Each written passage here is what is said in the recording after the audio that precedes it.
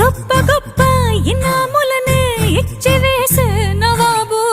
నన్ను మాత్రం చిన్ని చిన్ని ముద్దులడిగే గురువు